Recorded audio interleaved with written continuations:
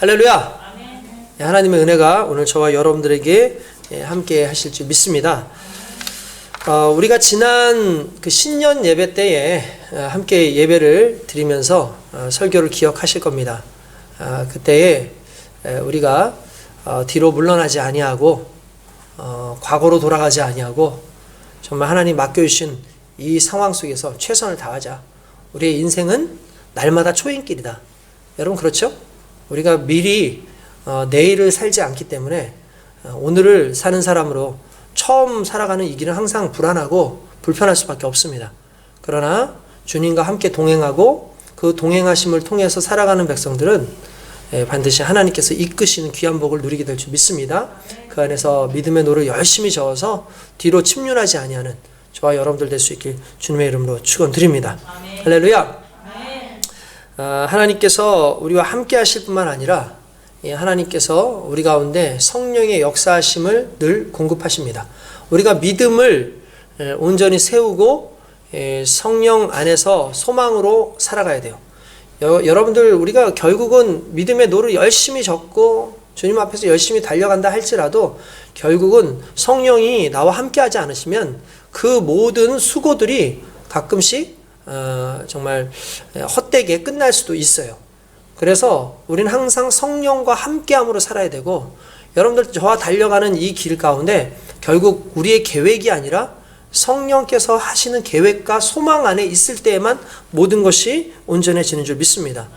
그래서 갈라디아서 5장 5절에 보면 우리가 성령으로 믿음을 따라 의의 소망을 기다리노니 라고 되어 있어요. 무슨 말입니까? 성령으로 믿음을 따라 의의 소망을 기다린다.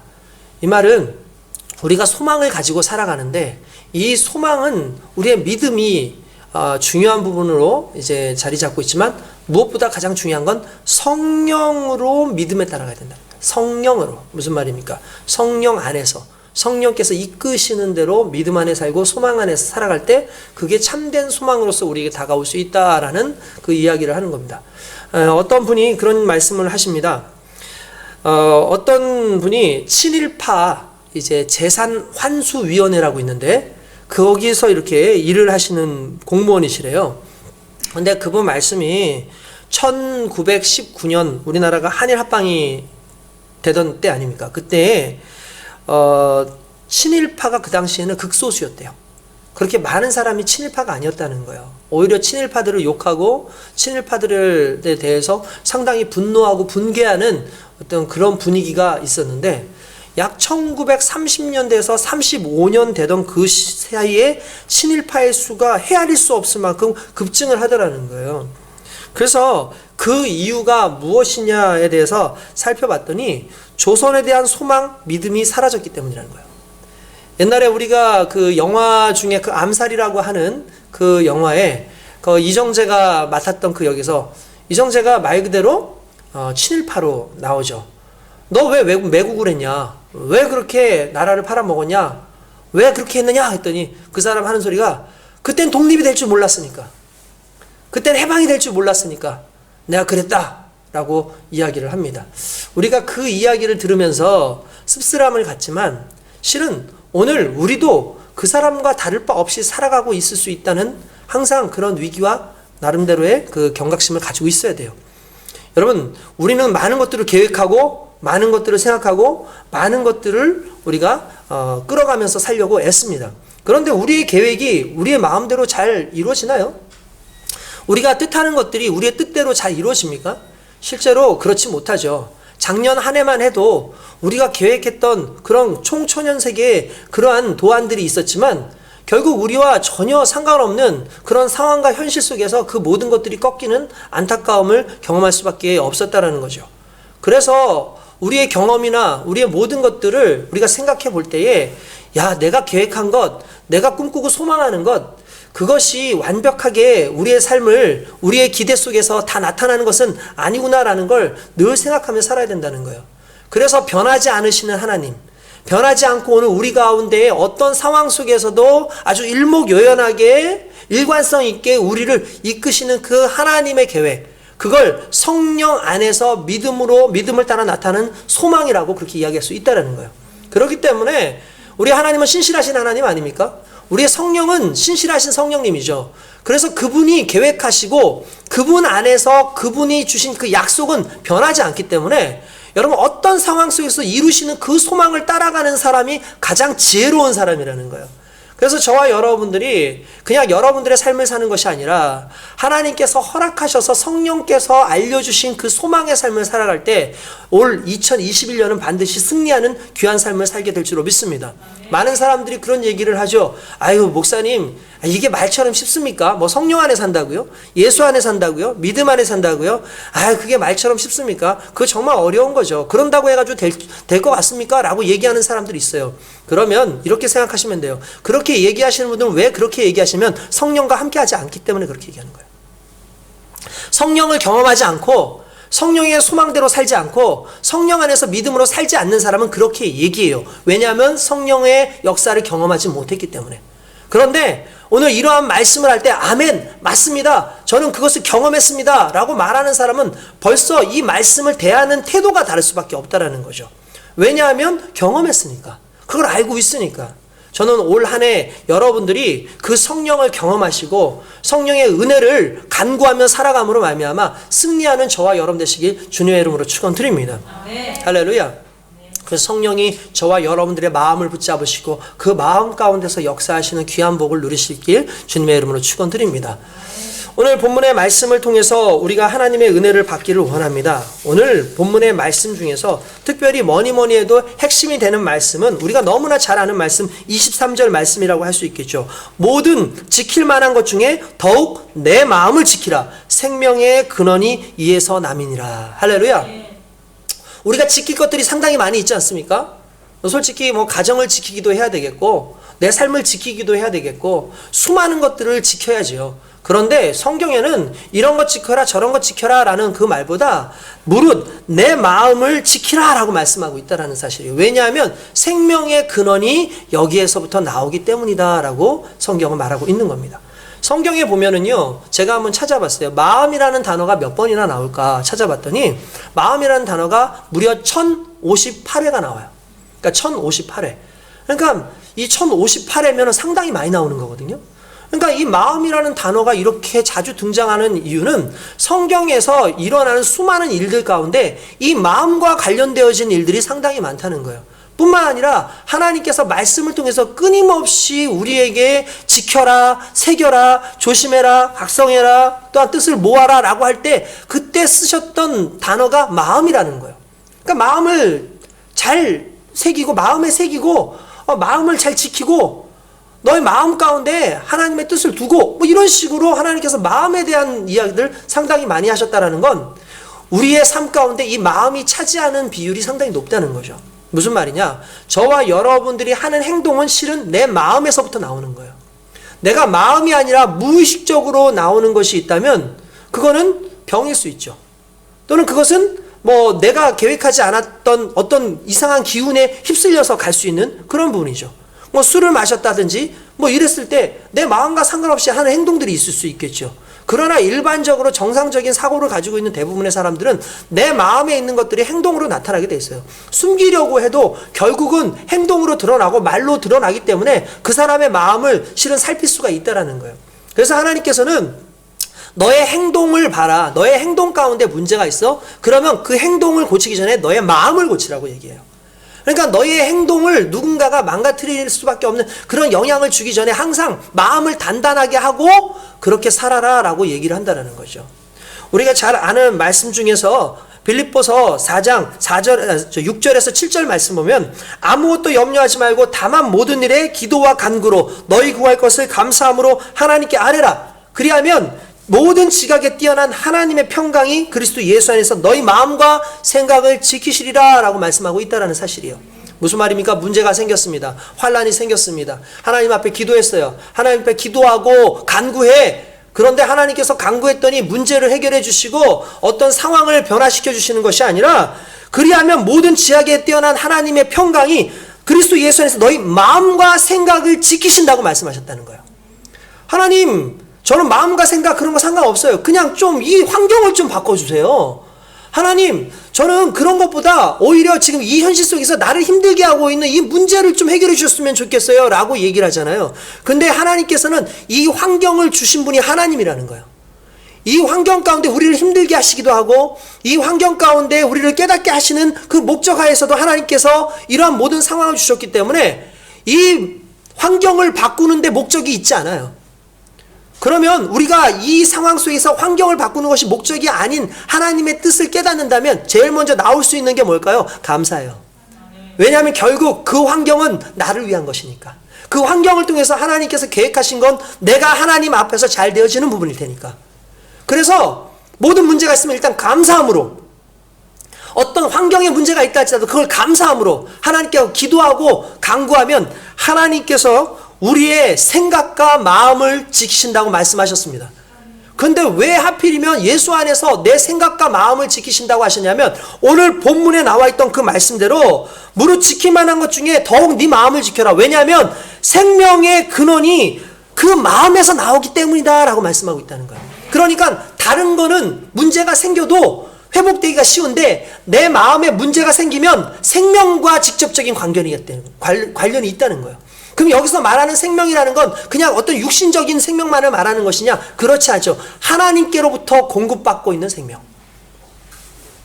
그 공급받고 있는 그 생명을 내 마음에 내 생각에 끊임없이 부어 넣어 주시고 계시기 때문에 다른 것보다 주님께서 만약에 우리를 지켜주신다면 우리의 삶의 모든 걸 지켜주시겠지만 우리의 마음과 생각을 지켜주신다면 그것이 가장 복된 사람의 삶인 줄 믿습니다.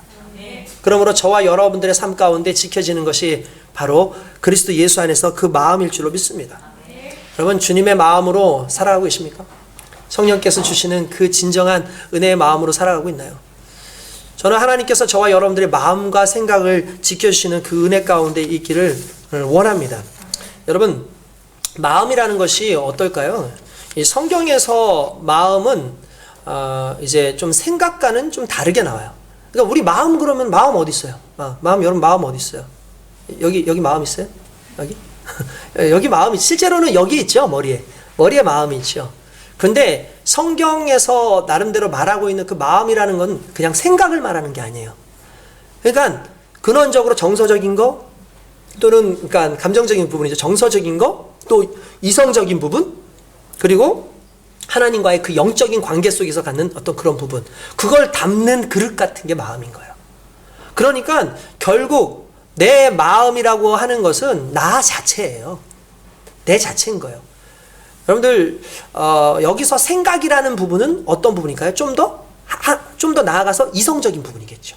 그래서 일반적으로 옛날부터 이 심리학자들은 뇌과학자들은 뭐라 하냐면 사람에겐 뇌가 있는데 구뇌가 있고 심뇌가 있다라고 얘기를 해요. 구뇌는 뭐고 심뇌가 뭐냐 하면 구뇌는 정서예요. 말 그대로. 감정을 관련하고 있는 그러한 것들. 그러니까 솔직히 그게 실은 먼저예요. 우리가 아무리 이성적인 것들이 발달한다 할지라도 결국은 내 마음 속에 있는 가장 깊은 곳의 영역, 내 정서적인 부분, 하나님과의 그 관계의 부분. 여러분들 아무리 똑똑한 사람들요, 가정에서 부부나 부모와의 관계가 안 좋으면 능률을 발휘하기가 쉽지가 않아요. 밖에 나가서도 하루 종일 힘들고 괴로워요.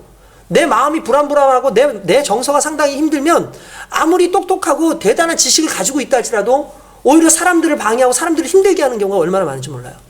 여러분들도 아시는 분들은 아시겠지만 자세히 생각하면 우리가 아주 합리적이고 똑똑한 결정을 내리는데 내가 뇌를 사용해서 이성적으로 할 것 같잖아요. 그런데 대부분의 이 결정은 실은 내 마음에서, 내 정서적인 부분에서 많이 나오는 경우가 있어요. 내 감정적인 부분에서 많이 나올 수가 있어요. 그래서 회사에서 싸우지 않고 회의를 잘 하기 위해서는 일단 밥을 먼저 먹여놓고 시작합니다. 밥을 먼저 먹잖아요? 그러면 그 다음에 사람들이 마음이 풀어져요. 마음이 풀어지면서 자연스럽게 회의가 되어지는 거예요. 근데 밥을 안 먹은 상황에서 배가 고픈 상황에서 회의를 시키면 짜증을 내기 시작해요. 별거 아닌데도 막 서로 티격태격 하기 시작하고 오히려 시간이 더 끌어지는 경우가 상당히 많아요. 그러니까 이성적인 판단이나 이런 모든 것들을 하기 전에 정서적인 부분, 감정적인 모든 부분까지 다 작용을 해가지고 이성적인 부분을 가는 거죠. 근데 저는 이런 생각이 들어요. 구뇌, 심뇌가 상당히 의미가 있다. 구뇌라는 건 뭐예요? 오래전부터 있었던 활용했던 뇌고, 신뇌라는 건 최근에 사용했던 어떤 뇌라는 그런 어떤 의미가 있겠죠. 그런데 사람의 구조가 자세히 한번 살펴보시면 성경에도 그러한 부분이 있다라고 저는 생각하는 게, 하나님께서 사람을 만드시고 난 다음에 선악과를 두시지 않습니까? 그리고 사람들이 선악과를 따먹죠. 근데 선악과를 따먹을 때 받았던 유혹이 뭐였어요? 내용이 뭐였어요? 너희가 먹으면 하나님처럼 된다라고 한 게 아니라, 하나님처럼 되어서 어떻게 한다고? 선악을 구별할 줄 알게 된다. 여러분, 선과 악을 구별하는 개념은요, 이성적 분야이죠. 그죠? 합리적인 부분이죠. 이성적인 부분이잖아요. 그죠? 그런데 구뇌는 아까 전에 말했잖아요. 정서를 다루는 거. 말 그대로 변연계예요. 내 몸 안에 보면은 이렇게 뇌가 있는데, 그 뇌가 가운데에 보면은 중요한 건 시상하부가 있고 척수가 있고, 그리고 또 거기를 둘러싸고 있는 변연계 같은 게 있어요. 그러면 그 변연계는 무엇을 많이 만지는? 감정 같은 걸 많이 다뤄요. 그러니까 어렸을 때 기억은 안 나는데 어렸을 때 감정이 남아요. 어렸을 때 기억은 안 나. 근데 어렸을 때 내가 힘들었던 감정은 남아요. 근데 그 감정이 나를 힘들게 하는 거야, 나중에. 그게 무의식으로 들어가서 나도 모르게 자꾸 나를 괴롭히고, 나로 하여금 분노하게 하고, 나로 하여금 엉뚱한 짓을 하게 하는 게 실은 그 뇌예요. 근데 인간은 그 뇌가 실은 가장 먼저 생겨났고 가장 먼저 발달되고 했다라는 거죠. 그런데 인간이 결국은 선악과를 따먹는 그 욕심에 가장 갖고 싶었던 게 뭐겠어요? 논리적으로, 합리적으로. 근데 그게 신뇌예요. 왜냐하면 뇌가 결국은 우리가 생각하는 이런 모든 뇌가 어디서부터 하냐면 전두엽이라 그래가지고, 대뇌 피질, 뇌가 있으면 대뇌라 그러거든요. 큰 뇌. 이게 딱 변연계가 있으면 그 위에 이게 뇌가 이제 형성이 돼요. 그 뇌가 바로 지금 오늘 우리가 말하고 있는 뇌라고 하는 것이고, 전두엽이라 그러는데, 특별히 전두엽, 후두엽, 숫두엽, 정엽두엽 이렇게 있는데, 앞부분의 전두엽은 고등 지식, 흔히 말하는 고등적인 어떤 사고를 하는 곳이에요. 간단해서 말을 하는 기능 또는 생각을 하는 기능, 이런 모든 것들이 다 이 전두엽 쪽에서 있다는 거죠. 그런데도 불구하고 우리가 한 가지 알아야 되는 건, 이 전두엽 하나만 가지고 사람들이 살지 못한다는 거예요. 항상 그 변연계라고 하는 감정적 요소, 정서적인 요소가 있는 거죠. 마음은 이성을 말하는 게 아니라 이 정서적인 부분을 다, 모든 걸 다 포함하는 것이고, 플러스 하나님과의 관계를 연결해주는 부분까지도 실은 그 마음 가운데 있다라는 거예요. 그래서 우리의 마음이 좋으면 우리의 생각이 좋아져요. 우리의 마음이 제대로 되어 있으면 우리의 생각이 좋은 쪽으로 갈 확률이 상당히 높아요. 그게 왜냐하면 특별히 하나님과의 관계가 바른 사람들은 하나님의 관계로 생각을 하고 항상 모든 것이 그걸 중심으로 해서 생각을 하기 때문에 그렇다라는 거죠. 그래서 저와 여러분들에게 있어서 우리의 마음이 중요하다는 거예요. 내가 마음 먹은 대로 행동은 나오게끔 되어 있고, 반대로 행동을 고치려면 마음을 교정하면 돼요. 지어먹은 마음을 내가 어떻게 갖느냐에 따라서 다르고, 이 마음을 누가 조종하느냐에 따라서 우리의 인생이 달라질 수 있다는 걸 여러분 믿으시길 주님의 이름으로 축원드립니다. 그래서 사람들은 무엇보다도 이 마음 문제에 조금 더 신경을 써야 되고, 이 마음을 내가 어떻게 하는 것이 지키는 것이냐에 생각해 볼 필요가 있다는 거예요. 무엇보다 마음을 지킨다라는 그 단어는 마음을 세운다, 마음을 고정시킨다, 마음을 단단히 한다라는 그런 의미를 가지고 있습니다. 여러분, 마음을요 단단히 하시기 바랍니다. 마음을 세우시기 바랍니다. 이게 어떤 의미를 가지고 있냐면, 마음을요 하나님 안에서 한 가지로 모은다라는 의미를 가지고 있는 거예요. 단단하게 하나로 모은다. 여러분, 언제 우리가 고민을 많이 하게 되면 마음이 분산될 때, 내 생각이 분산될 때 솔직히 많이 힘들죠. 근데 여러분, 성경에서는 끊임없이 우리에게 무엇을 말하냐면, 심령이 가난한 자는 복이 있나니, 그죠? 천국이 저희 것이며, 그죠? 이 심령이 가난하다라는 게 뭔지 아시죠? 내 마음이 가난한 거예요. 내 마음이 가난한다라는 말을, 내 마음이 가난한 게 뭐지? 맨날 좀 가난하게 살라는 건가? 뭐 불쌍한 사람들만 이렇게 보라는 건가? 그런 뜻이 아니라, 마음이 가난하다는 말은 싱글 포커스, 하나의 마음을 가지고 있다는 거예요. 여러 가지를 가지고 있는 게 아니라 하나만 가지고 있는 거예요. 그러니까 우리 인생 가운데 우리의 마음을 지키기 위해서는 한 가지 마음에 포커스를 맞춰야 된다는 거예요. 여러분들 가지고 있는 수많은 그런 것들이 오히려 여러분들이 힘들게 하지 않습니까? 그러니까 우리의 모든 것들을 하나에 딱 맞춰가지고 그 마음으로 가는데, 바로 그리스도 예수의 마음인 거죠. 그리스도 예수의 마음에 내 모든 걸 다 집중해서 맞추게 되면, 중요한 건 그것이 저와 여러분들에게 힘이 되어지고, 그것이 결국은 어떤 상황 속에서 나를 지키게 하는 힘이 되는 거예요. 여러 가지를 많이 가지고 있어야 내가 이기는 게 아니라, 오직 한 가지 마음이 있을 때에만 가장 강력하게 힘을 쓸 수 있다는 거예요. 그리고 한 가지 마음, 그 마음에 초점을 맞춰서 내가 가지고 있는 모든 것들을 걸르는 거죠. 그러니까 마음을 비운다라는 건, 여러분, 마음이 가난해진다는 건 마음을 비우는 게 아니에요. 여러분들 착각하면 안 돼요. 자꾸 우리는 그럼 내가 욕심 버리고 예수님만 붙잡아야 되는 거냐? 그럼 내 모든 거 다 갖다 버리고 예수님을 붙잡아야 되는 거냐? 그게 아니라 의미를 바꾸면 돼요. 예수님을 위해서 모든 걸 버리는 게 아니라 예수님을 위해서 거기에 포커스를 다 모든 걸 맞추는 거예요. 어떤 분이 그런 이야기를 하셨는데, 문제예요. 일종의 하나의 문제예요. 어떤 문제냐면, 어떤 사람이 암에 걸렸어요. 암에 걸렸는데 위암이에요. 엄청난 위암이 생겼습니다. 그런데 이 사람을 수술을 하려고 그러는데 수술을 도저히 할 수가 없는 상황이에요.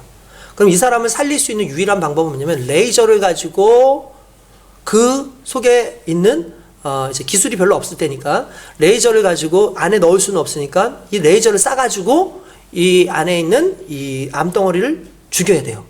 근데 문제는 뭐냐? 레이저를 약하게 쏘면, 그러니까 레이저를 강하게 쏘면 이 암만 터지는 게 아니라 피부도 다 죽어요. 그러면 안 되겠잖아요. 그런데 또 레이저를 약하게 하면 피부는 죽지 않긴 하겠지만 암도 죽지 않는 거야.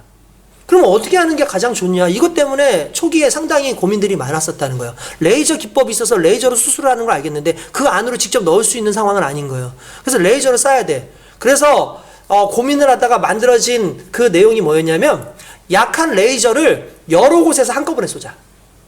그래서 이 약한 레이저가 이쪽으로 들어가는 순간에는 약하니까 피부에 문제는 없을 거잖아요.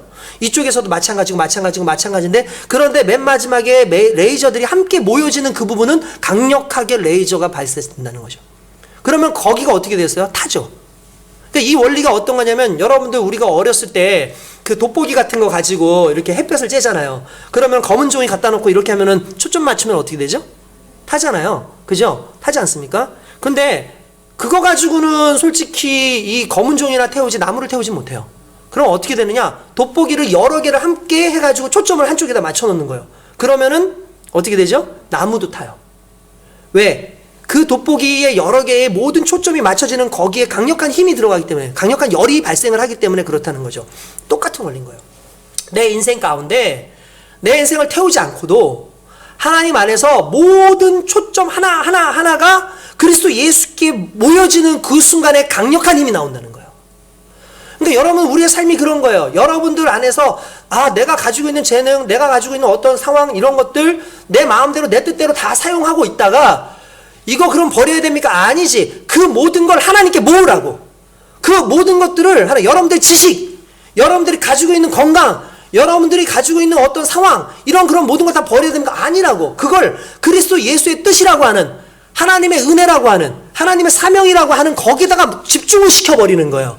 그러면 어떻게 되죠? 강력한 힘이 발해지는 거죠. 이게 마음을 모으는 싱글 포커스의 능력이에요. 오직 그리스도 예수를 위해서 내 마음을 다 모아버리는 것. 그래서 분산되지 않는 것. 이게 마음이 가난한 사람의 모습이라는 거죠. 그렇게 세워가는 겁니다. 하나님 앞에서 그렇게 세워질 때에 하나님께서 은혜를 주시고 복을 주시고, 또한 그 가운데에서 능력을 구하는 모든 이들이 능력을 얻게 되는 귀한 역사가 일어나게 되는 줄 믿습니다. 할렐루야. 여러분, 저와 여러분들이 항상 이 마음의 문제에 있어서 가장 중요한 건, 내 마음을 가난하게 하고 내 마음을 온전히 세워야 되고 내 마음을 지켜야 되는데, 지킨다는 건 뭐예요? 뺏으려는 자가 있기 때문에 지키는 거예요. 사단은 끊임없이 우리의 마음을 뺏기를 원합니다. 누구로부터? 하나님께로부터. 하나님의 것으로 초점이 맞춰져 있는데 뺏는 방법은 간단해요. 힘을 분산시키면 돼요. 어떻게 되면? 욕심도 넣어놓고 내 나름대로의 권력욕, 다양한 욕심, 세상적인 어떤 쾌락, 어떤 나 나름대로의 많은 것들을 다 넣어주면 중요한 건 분산되면서 하나님을 모으는 그 마음이 흩어져 버려요. 그 순간에 우리가 망가져 버리는 거죠. 그 순간에 우리가 죄를 짓기 시작하는 거예요.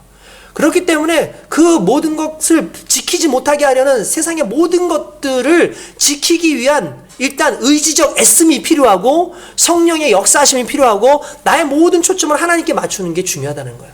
그러면 그 순간에 그것이 우리를 이끌어가고 그것에서 강력한 힘이 나타나게 되는 줄 믿습니다. 할렐루야. 저와 여러분들이 바로 그 마음, 그 뜻으로, 그 은혜로 살아가는 것이 상당히 중요해요. 뿐만 아니라 여러분들 마음 가운데 하나님을 향한 그 동기의 그 마음이 어떤 마음인지도 늘 또 살펴봐야 됩니다. 여러분들, 하나님을 사랑하십니까? 하나님의 은혜를 믿습니까?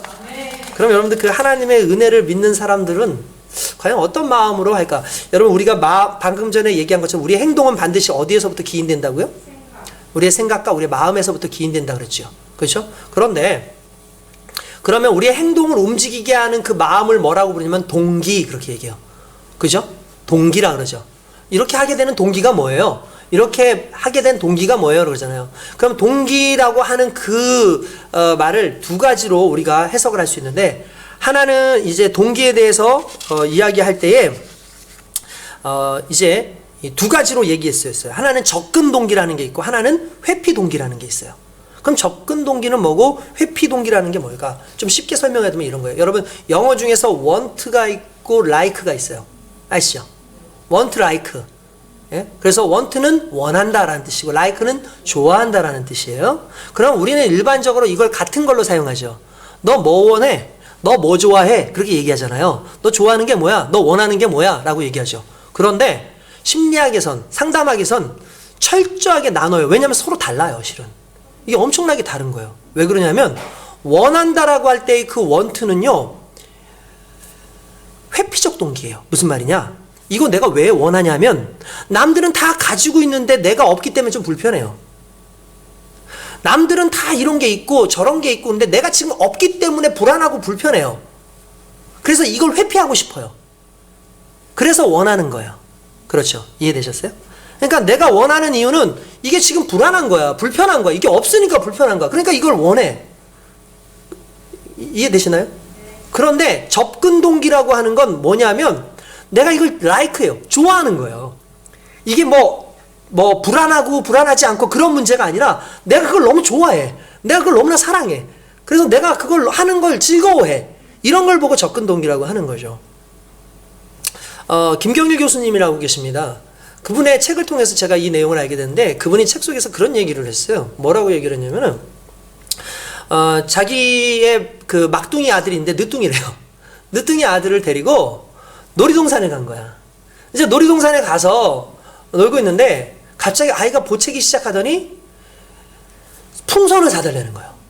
그래서 어떤 풍선인가 이렇게 봤더니 이게 옛날에 그 이제 알루미늄으로 이렇게 된 거, 이런 둥그런 헬륨 가스 들어있나? 뭐 그런 풍선 있잖아요. 들고 다니는 거 이렇게 들고 다니는 거예요. 그래서 달라는 거예요. 그래서 애가 보니까 남들 다 가지고 있는데 자기만 없으니까 막 찡찡거리는 거예요. 아버지가 그냥 도저히 어쩔 수 없어서 진짜 거금을 들여서 그걸 사줬다는 거예요. 그리고 나서 앞으로 이렇게 가는데 애가 갑자기 뒤에서 팔이 아파요. 아빠 팔 아파요. 이걸 계속 풍선을 들고 다니니까 팔이 아프지. 팔이 아프다고 이렇게 들고 있어야 되니까 팔이 아파 팔이 아파 또 징징거렸나 봐요. 근데 너무 사람들이 많으니까 못 들은 거야. 한 3-4번 하고 나서야 그제 들었는데 아들을 보니까 이미 풍선은 하늘로 날아가고 있고 아들은 팔을 이렇게 내리고 있다는 거야. 화가 나더래. 근데 자기가 화가 난 건 내가 명색이 이거 인지심리 상담학자인데 내가 뻔히 아는 내용을 가지고 내가 그렇게 해주고 있다는 걸 화가 났다는 거예요. 왜냐하면 이 아이는 지금 현재 이게 like일까요? want일까요? want였어. 왜냐하면 애들이 가지고 있는데 나만 없는 거야. 그게 불편해 상당히. 그리고 이게 있어야지 재미있을 것 같은데 재미가 없잖아요. 그래서 이걸 가지고 있는데 이게 조금 있으니까 이 가지고 있었던 이게 이제는 또 어떻게 돼? 팔을 아프게 하네? 그러니까 이 팔을 아픈 걸 빨리 회피하고 싶겠죠. 그죠? 내가 불안한 것도 회피하고 싶어서 그걸 샀고 불편한 걸 회피하고 싶어서 샀는데 이젠 팔 아픈 걸 회피하고 싶으니까 어떻게 하면 놔버린 거예요. 그러니까 날아가 버린 거죠. 이럴 때는 어떻게 하면 되냐면 빨리 장소를 바꾸면 돼요. 그 애들 많은 데에서부터 장소를 바꿔가지고 재미있는 걸 태우고 애가 좋아하는 걸 태우면 그 문제가 해결되는 거예요. 근데 바보같이 그 원트를 계속해서 얘기하고 있는 그 내용이 실은 아이가 회피하고 싶은 마음에서부터 나온 건데 그걸 하고 있는 거지. 근데 여러분 이게요 우리의 심리에도 이게 있어요. 여러분 우리가 죄 짓는 상당수의 부분, 우리가 욕망을 가지고 살아가는 대부분 회피적 동기가 있기 때문에 그래요. 내가 돈을 왜 벌고 싶어요? 간단하게 말해서 불안해요. 내가 돈 없는 게 불편해요. 내가 돈 없는 게, 그 돈이 있어야 그게 나의 마음을 안정시킬 것 같아. 그러니까 안정을 목적으로 하기 때문에 지금 회피의 방법을 가지고 그걸 행동하는 거죠. 그러니까 그러니까 대부분 회피를 통해서 하는 것들은 좀 단순하고 단발적이고 또 쉽게 사라지고 또 그것은 또 나름대로의 중독성도 강한 부분이 없지 않아 있어요. 근데 라이크 같은 경우에 좋아하는 부분은 어떻습니까? 그렇지 않다는 거예요. 길게 갈 수 있고 내가 좋아하는 그 부분은요, 내가 오랫동안 사랑할 수 있고 거기에서 또 감동도 나와요. 근데 짧은 건 그렇지 않다는 거죠. 우리의 죄적 요소들이 대부분 좀 회피적 요소가 많아요. 내가 원하는 것들을 보세요. 내가 원하는 것들은 대부분 좀 회피적 요소들이 상당히 많다는 걸 우리가 알 수 있죠. 그러니까 우리가 이 부분을 좀 생각을 할 필요가 있다는 거예요. 우리가 그리스도의 복음을 증거할 때도요, 많은 사람들이 단순간에 빠른 시간 안에 사람들을 변화시키기 위해서 쓰는 방법 중에 하나가 뭐냐면, 뭐 틀린 말은 아닌데 맞는 말이긴 한데도 불구하고 사용하기 쉬운 말이 뭐냐면, 너 예수 안 믿으면 지옥 간다. 실은 맞는 말이죠. 틀린 말 아니에요.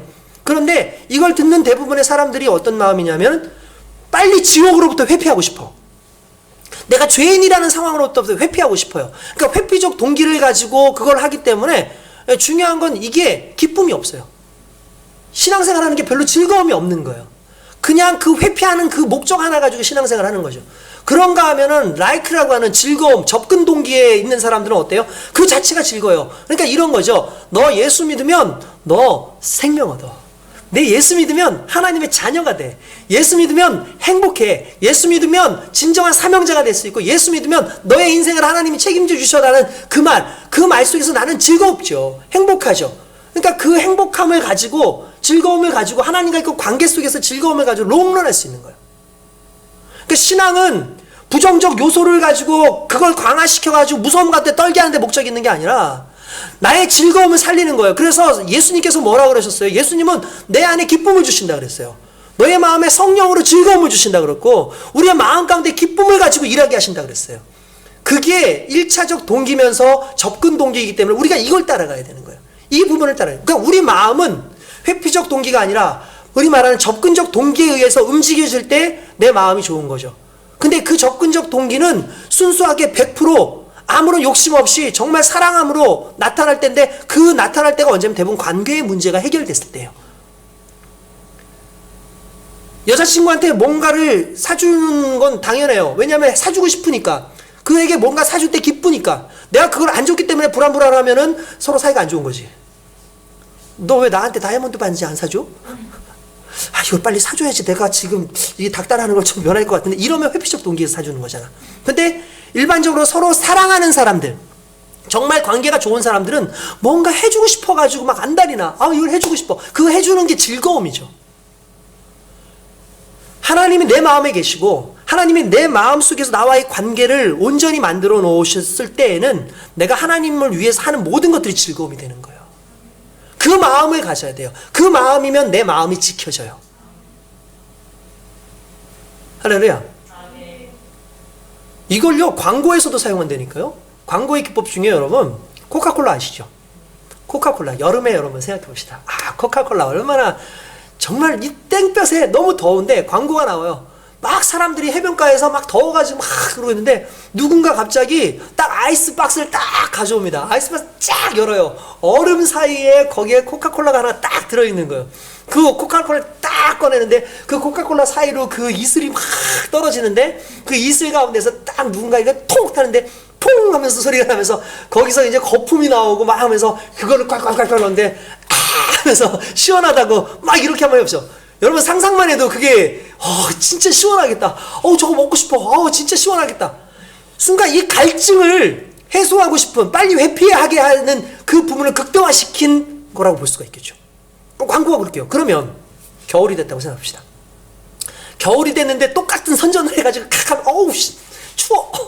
보기만 해도 추워. 생각 안 하겠어요. 여러분 제가 그 광고를 여러분 튼다고 생각해 보시죠. 지금 안 그래도 오늘 날씨도 추운데 얼마나 싫겠어요. 그래서 겨울에 하는 광고를 자세히 보세요. 어느 날 곰이 한 마리가 나와요. 푸근한 곰 한 마리가 딱 놀면서 하면서 맨 마지막에 코카콜라 하면서 딱 나와요. 특별히 코카콜라를 마시라는 소리도 없고 그런 것도 없고 그냥 따뜻한 이미지 하나만 줘요. 그 따뜻한 이미지 중에서 우리는 뭘 느끼냐면 회피 그런 게 아니라 아 좋다. 아 정말 좋다. 이런 걸 느끼죠. 그러니까 광고에서도 회피성이 필요할 때가 있고 어떤 접근 동기에 의해서 필요한 부분이 있는 걸 적절하게 사용해요. 실제로 이게 지혜예요. 나름대로 그걸 적절하게 잘 사용하는 게 지혜죠. 하나님 앞에서 죄에 대해서는 회피를 해야 돼요. 하나님에 대해서 영광에 대해서 나타내야 돼요. 이걸 적절하게 할 수 있는 지혜를 하나님께서 또 허락하시는 거예요. 할렐루야. 그 은혜가 저와 여러분들에게 있다는 사실을 믿으실 주님의 이름으로 축원드립니다.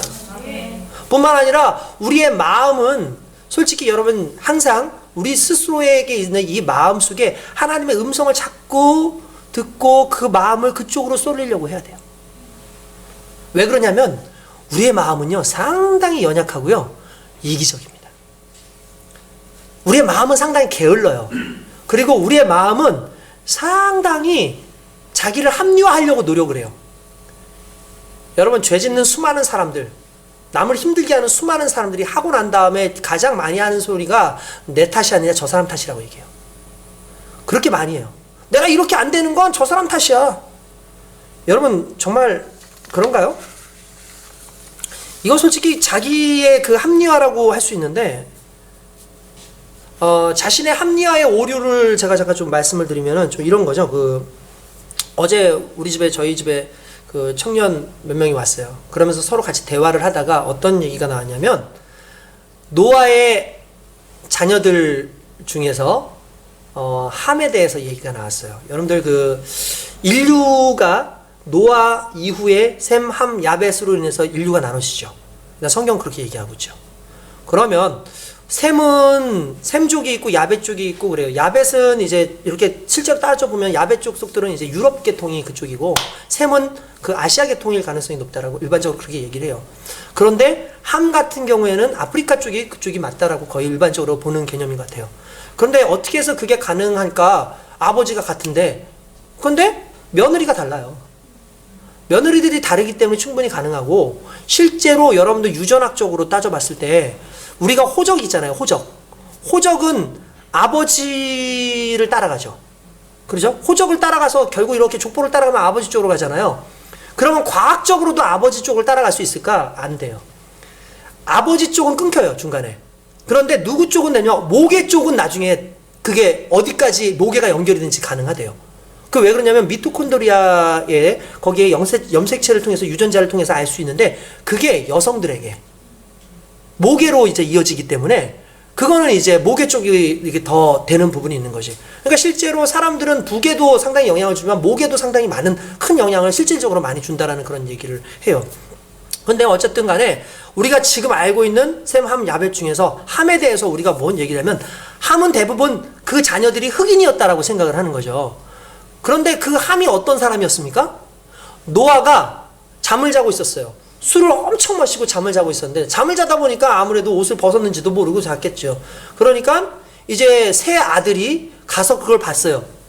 그때 함이 그걸 보고 나온 다음에 형제들한테 막 얘기하면서 아버지를 조롱했죠. 야, 술 취해가지고 야, 우린 저렇게 하지 말자 하면서 막 조롱을 했어요. 근데 두 아들 셈과 야벳은 조용히 뒷발로 들어가가지고 아버지에게 옷을 덮어드리고 나왔어요. 나중에 그 사실을 안 노아가 대노해요. 막 극대노하면서 뭐 여러 가지 상황들이 있었을지도 몰라요. 근데 저주를 하는 거예요. 함에게 저주를 하는데 함에게 저주를 할 때 뭐냐면 너의 아들 가나안이 함에게 직접 하지 않고 너의 아들 가나안이 저주를 받을 것인데 그 가나안은 셈의 노예가 될 거다. 그 셈의 후손의 노예가 될 거다. 종이 될 것이다. 라고 그렇게 얘기를 했어요. 그렇게 얘기를 하는데 이유는 정확하게 모르죠. 그러나 뭐 여러 가지 학설들은 있지만 그냥 오늘 그걸 얘기하려는 거 아니니까 그렇게 얘기를 했어요. 그래서 함이 결국은 함의 자손들이 그렇게 되고 많은 사람들이 뭐라고 얘기를 하냐면 이렇게 얘기해요. 그래서 흑인들이 노예로 끌려가고 흑인들이 죄의 저주를 받아서 열등하게 백인들에 의해서 열등한 존재로 인식되어진 건 당연한 거다라고 그렇게 얘기하는 사람들이 있어요. 실제로 그렇게 얘기하는 사람도 있고 많은 사람들이 정설처럼 그렇게 얘기를 하는데 실은 잘못된 얘기를 하는 거예요. 왜 이게 잘못된 얘기냐면 이건 누가 만들어낸 이야기냐면 당시에 이 흑인들을 데려오는 수많은 사람들, 흑인들을 노예로 끌고 가는 사람들은 실은 이 사람들이 나쁜 사람이죠. 흑인이 문제가 아니라 그들을 데려간 그들이 죄인인 거예요. 그런데 데리고 오면서 인권을 유리하면서 수많은 사람 이거 인권 유리한 거잖아 이러면 안 되잖아 라고 했을 때 죄책감이 제일 많이 느껴지겠죠. 그 죄책감을 합리화하기 위해서 그들은 옛날에 이미 저주를 받은 사람들이고 그들은 그런 존재야 라고 그렇게 얘기를 한 거예요. 근데 여러분 과연 그럴까? 여러분 보십시오. 함에게는 가나안만 있는 게 아니었어요. 함에게는 아들이 4명이 나오는데 하나가 구스, 하나가 미스라임, 하나가 붓, 그리고 하나가 가나안이에요. 그리고 구스는 지금의 에디오피아입니다. 미스라임은 지금의 이집트예요. 그리고 붓이라고 하는 건 지금의 리비아입니다. 요 정도만 봐도 이 사람들이 흑인 계통이겠다라는 건 대충 좀 느낌이 오죠. 구스, 에디오피아는 흑인 사람들이니까 그렇게 하겠죠. 그런데 가나안은 지금의 어디냐면 이스라엘 사람들이 살고 있는 팔레스타인이에요. 근데 그 팔레스타인에 있는 이 가나안들이 팔레스타인에 살고 있는데 그 노아가 이 세 사람을 저주하지 않고 가나안을 저주했어요. 그리고 너희가 노예가 될 것이다 라고 얘기를 했어요. 그러면 이 세 사람은 실은 그거하고 상관없는 거죠. 그러니까 흑인하고 일단은 상관이 없어. 아프리카에서 잡아가는 거는 실은 상관이 없는 거예요. 그들은 저주받은 사람들이 아니라는 거예요. 일단 우리 깨달아야 돼요. 한 가지. 그럼 가나안은 왜 그랬을까? 가나안이 나중에 왜 그 얘기가 나오냐면 가나안에 거하고 있었던 사람들이 대부분 함족 계열에 있는 가나안 사람들인데 그 사람들은 농경신을 믿던 대부분의 사람들이에요. 그러니까 우상을 섬기던 사람들이었어요.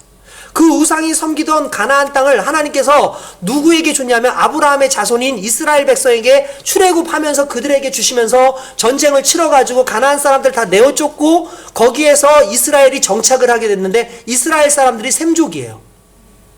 그런데 그 이스라엘 사람들이 거기서 정착을 하면서 그들을 죽이거나 내쫓거나 하면서 남아있는 사람들 같은 경우는 그들이 뭐가 되냐면 종과 노예가 돼요. 이스라엘에. 그러니까 말씀의 언약의 성취가 실은 언제 이루어진 거예요? 그때 이루어진 거예요, 실은. 그런데 이걸 일반화라고 해서 이 말씀을 일반화라고 해서 일반화의 오류라고 하는 거죠. 모든 흑인들이 무슨 죄가 있어가지고 그들이 저주를 노아 때 저주를 받아가지고 그들이 그런 것이다라고 말하는 건 이미 잘못된 얘기라는 거예요. 이 말을 조금 다른 얘기로 하면 이스라엘 백성들이 이 유대인들을 학살할 때 우리가 잘 아는 히틀러가 학살을 할 때 그때 내건 슬로건이 뭐였냐면 이스라엘 사람들은 저놈들은 예수님을 십자가에 못 박은 놈들이다. 저 사람들은 유대인들이 예수님의 십자가에 못 박았으니까 저들이 문제가 있는데 게다가 빌라도가 이 모든 죄값 누가 받겠냐니까 우리 후손들에게 돌리라고 하지 않았냐. 그러니까 우리 후손들에게 돌리라고 했으니까 그 후손이 바로 이 이스라엘 사람들이니까 우리는 그들의 심판자다라고 얘기했어요. 그래서 600만 명을 죽인 거예요. 그러면 이게 정당화될 수 있는 거예요? 아니죠. 정당화되는 게 아니죠. 이건 간단히 말해서 가해자가 가해를 목적으로 해가지고 정당성을 부여한 것 뿐이에요. 그걸 일반화의 오류라고 해요. 이걸 오늘날에도 우리가 잘 알 수 있는 내용이 뭐냐면 우리가 성폭행을 당한 사람들 많지 않습니까? 그러면 일반적으로 우리가 성폭행을 당하는 사람들에게 뭐라고 얘기하냐면 이렇게 얘기하죠. 아니 왜 밤중에 돌아다녀 그러게. 아니 너 왜 짧은 치마를 입고 다녀.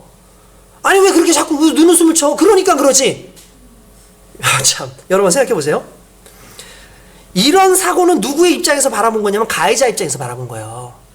이렇게 말하는 사람은 가해자의 입장에서 바라본 거예요. 성폭행 누구 탓이에요? 가해자예요, 피해자예요? 가해자죠. 가해자가 나쁜 짓을 한 거예요. 피해를 당한 사람이 마음 아파가지고 괴로워하고 죄책감 가질 필요 없어요. 가해를 한 놈이 나쁜 놈인 거지. 그런데 마치 피해자가 문제가 있어서 가해자가 그렇게 했다. 흔히 이런 말 있죠. 맞을만 했어. 맞을 짓을 했어. 세상에 맞을 짓이라는 게 어디 있어요? 다 주관적인 거죠. 이게 일반화의 오류이면서 인간의 연약한 마음의 합리화예요. 여러분 사람들은 그렇게 합리화하는 게 정말 많아요. 여러분 그런 말 들어보셨죠? 옛날에 우리나라가 일본도 그런 식으로 정렬을 했어요. 나라가 썩었다. 우리나라가 조선이 썩었고 미개하고 당파 싸움이 얼마나 많은지 모른다.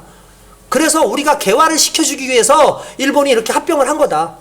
그러면서 들어왔어요. 이 사람들이. 제국주의자들이. 그때 이런 얘기를 했어요. 여러분 많이 들어보시고 우리 자주 저 어렸을 때 장당히 들었던 거. 한국 사람들은 똑똑한데 개인적으로는 똑똑한데 너무 똑똑해서 모래알 같아가지고 뭉쳐지지가 않는다. 들어보셨어요? 저희 어렸을 때 상당히 많이 듣고 살았던 거예요. 근데 일본 사람들은 개인적으로 봤을 땐 대단하진 않지만 뭉치는 힘이 좋아가지고 이렇게 단결이 잘 되는 거다라고 얘기하잖아요. 뻥입니다, 여러분. 그것도 일반화의 오류예요. 우리나라 사람들이 왜 여기에 그냥 그런가 보다라고 되는 줄 아십니까? 뒤에 뭉쳐지지 않는다는 건 기분 나쁜데 한국 사람들은 개인적으로는 똑똑한데 할 때 내가 개인이야. 아, 기분 나쁘지 않아. 아, 나 똑똑하다고 하는데 기분 나쁠 게 뭐 있어요? 그죠? 여기에 그냥 만족하는 거예요. 그래서 뒤에를 그런가 보다 하고 넘어가는 거예요. 속으면 안 되는 거예요. 사탄이 그렇게 와요, 우리에게. 우리가 그런 식으로 얘기를 하는 거예요. 여러분 그런 말 들어보지 않았습니까? 우리 애는요, 아, 정말 머리는 너무 좋은데 공부를 안 해서 그래요. 뻥입니다. 머리가 안 돌아가니까 공부를 안 하는 거예요. 그런 식으로 합리화하는 거예요. 합리화. 죄도 그런 식이에요. 대부분의 남 탓하는 사람들 있죠. 합리화하는 거예요. 내가 능력이 없고 내가 제대로 하지 않고 내가 뭔가 안 했는데 누군가를 자꾸 탓해요. 내 신앙이 문제고 내 상황이 문제인데 자기의 죄를 합리화하는 거예요. 자기가 죄 지어놓고 왜 하나님 그러시냐 그러고, 심지어 선악과를 따먹으면서도 왜 하나님 선악과를 만드셔가지고, 아, 죄는 지가 지어놓고 먹지 말랬는데 안 먹으면 되는 거지 왜 만든 것까지 날리냐고. 여러분 그렇지 않습니까? 그게 그래요. 자신의 신앙에 문제가 있고 믿음의 문제가 있고 심령의 문제가 있는데 목사님 탓하고 있고 주변 성도들 탓하고 있는 거, 이거 절대 하나님이 기뻐하시는 문제 아니라는 거죠. 그러니까 우리가 여기서 깨달음을 가져야 돼요. 아, 내 마음은 끊임없이 누군가를 탓하게 하고 나를 보호하려고 하는구나. 근데 성령은 뭐라고 하시냐, 예수님은 뭐라고 하냐, 하나님 뭐냐, 네 마음을 보시래요. 네 마음을 깨달으래요. 네 마음을 돌이키래요. 무슨 말입니까? 문제가 다른 곳에 있는 게 아니라 너에게서 있는 거야. 너의 그 마음을 부시고 너의 그 마음을 내려놓고 하나님을 만나고 하나님을 통해서 그리스도 예수 안에서 너의 마음이 정화돼야 돼. 그리고 그 안에서 살아야 되라고 얘기한다는 거죠. 할렐루야. 그렇게 마음 관리가 쉽지가 않은 거예요. 마음은 그렇게 어려운 거예요. 내 마음이 얼마나 이기적인데요, 여러분. 내 마음이 얼마나, 여러분, 자기가 잘못했다는 말 안 해요. 내가 분명히 나의 문제인데도 불구하고 딴 사람이 문제라고 해. 그래야지 내가 안정이 돼. 내 마음이 안심이 돼. 그래야지 내가 괜찮은 사람인 것 같아. 여러분, 가장 멋진 사람 누군지 알죠? 여러분, 제가 죄인입니다. 제가 문제가 있어요. 제가 연약했어요. 그때 회복이 시작되는 거예요. 나 괜찮은데요, 저 사람 때문에 그래요 라고 하는 순간에 회복이 안 되는 거예요. 오히려 골만 더 깊어져 가는 거예요. 할렐루야. 우리 하나님은 좋으신 하나님입니다. 특별히 이 마음에 대해서 우리가 하나님 앞에서 더 가져야 될 부분 중에 하나가 뭐냐면, 과연 나는 어떤 마음이냐. 이게 무슨 말씀이세요? 자, 여러분, 제가 며칠 전에 설교 준비를 하기 위해서 마음에 대해서 묵상을 상당히 많이 했어요. 마음에 대해서 묵상을 했어요. 내 마음이 상당히 중요한데 내 마음이 어떤 마음일까? 내가 뭘까? 고민을 하다가 갑자기 딱 든 마음이 뭐냐면, 내 삶을 한번 뒤돌아봤어요. 내 마음은 내 행동은 도대체 어떤 식으로 했을까? 근데 여러분, 제가 그러다 보니까 이게 말이 있는 건지 없는 건지 모르겠는데, 이건 제가 그냥 갑자기 생각나서 하는 말인데 멋있는지 모르겠어요. 사람을 얻으려면 마음을 얻어야 되고, 그 사람의 마음을 얻으려면 그 사람의 마음이 되어야 된다. 내가 이 사람을 얻으려면 그 사람의 마음을 얻어야 돼요. 그리고 그 사람의 마음을 얻으려면 내가 그 사람의 마음이 돼야 돼요. 그래야 마음이 얻어져요.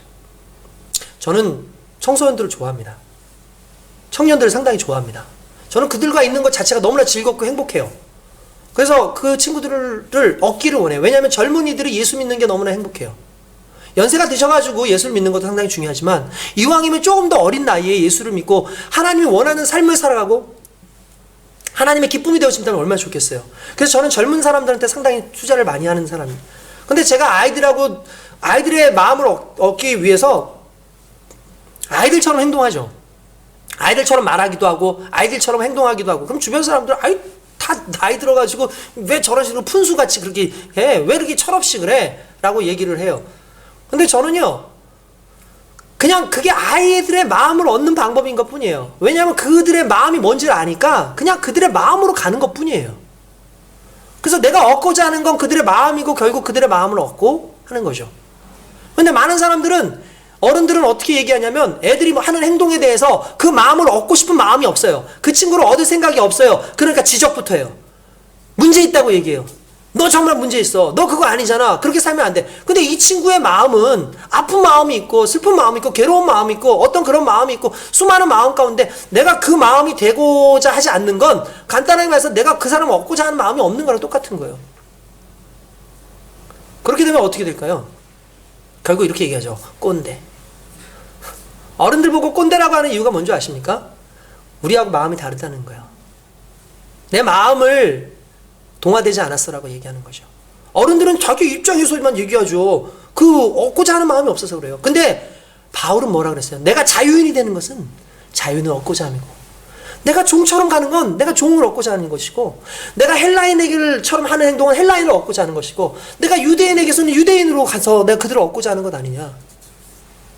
그 얻고자 하는 그 마음의 가장 중요한 게 뭐죠? 내려놓음이에요. 나를 내려놔야 돼요. 내 마음 가운데 나를 내려놔야 돼요. 우리가 그리스도 예수의 마음을 갖기 원하면 그리스도 예수의 마음을 내가 가져야 돼요. 내가 예수가 우리의 인생의 주인이길 원하면 내가 예수의 마음으로 살아야 돼요. 그게 기본이 되지 않는 상황에서 예수의 마음으로 살라는 건 말이 안 되는 거예요. 그리고 그것을 이끌어가는 가장 중요한 게 결국 사랑이죠. 그분과의 관계죠. 내려놓는 거 쉬워요? 쉽지 않아요. 최근에 재미있는 영화가 있어요. 차인표가 주연한 영화인데 제목이 차인표예요. 이게 지금 엄청나게 사람들이 호평을 한대요. 근데 그 내용을 이렇게, 전 내용을 몰라요. 근데 실제로 차인표가 많이 나오지도 않는데요. 근데 그 내용에 보니까 이런 내용이 나와요. 누가 글을 썼는데 차인표가 이걸 찍으면서 뭐 하냐면, 나를 다 내려놨다.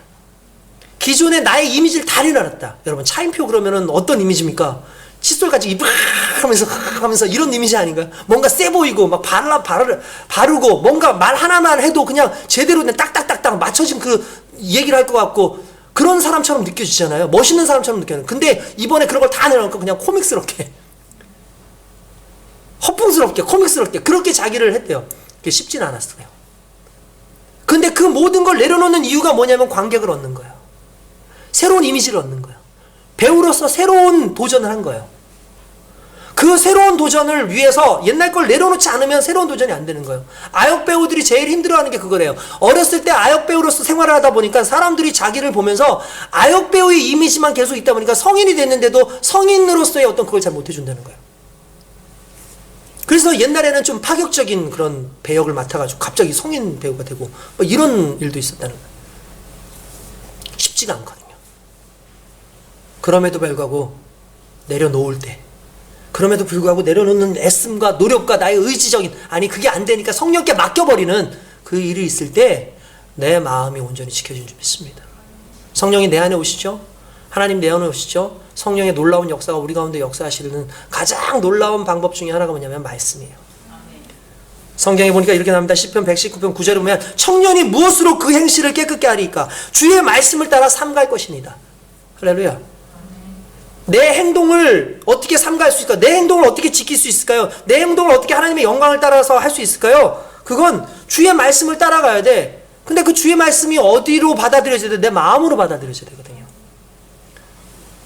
여러분 오늘 이 설교의 말씀을 기뻐하십시오. 마음 가운데 담으시고요. 여러분들 삶 가운데 항상 하나님의 말씀을 여러분들 사모하시고 그 말씀대로 살려고 애쓰십시오. 사랑하라 그러면 사랑하십시오. 사랑하라 하는데 생각 좀 해보고요. 그러면 이미 마음이 달라진 거예요. 용서하라, 기뻐하라, 헌신하라, 섬기라, 이런 모든 것들을 주시는 말씀 가운데 그걸 맞출 때에 마음이 맞는 거죠. 그때 얻는 거죠. 올 2021년은 그렇게 우리의 마음을 지켜서 하나님의 뜻 안에서 하나님의 마음을, 그리스도 예수의 마음을 얻어가는, 그대로 살아가는 저와 여러분 되시길 주님의 이름으로 축원드립니다. 할렐루야. 우리 옆에 있는 분들하고 한번 이렇게 얘기합시다. 우리 주님의 마음을 닮아갑시다. 시작. 자, 우리 주님의 마음을 닮아갑시다. 우리 주님의 마음을 닮아갑시다. 자, 여러분 변명하지 마시고 나름대로 일반화하지 마시고 철저하게 나를 내려놓고 회개함으로 하나님의 마음을 담는 저와 여러분 되시길 주님의 이름으로 축원드립니다.